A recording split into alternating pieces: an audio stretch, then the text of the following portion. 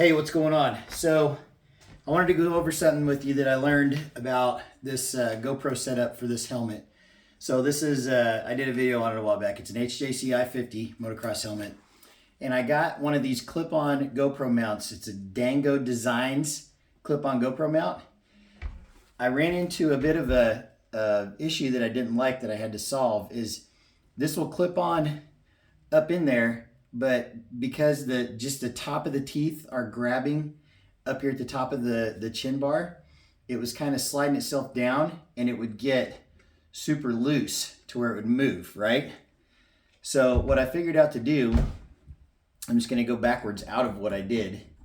What I figured out to do was take the GoPro mount screw out and use the safety lanyard of the GoPro mount to swing over.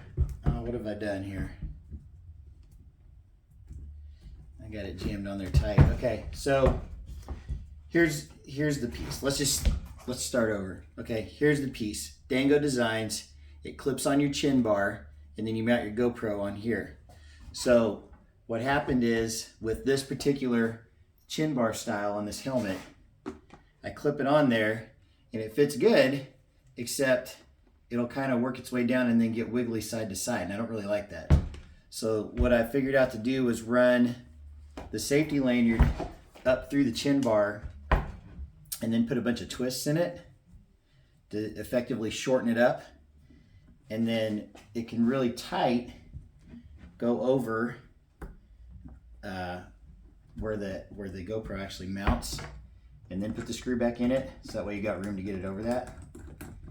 And then what that does is keeps it from drooping down, and so I think it's going to be a little steadier.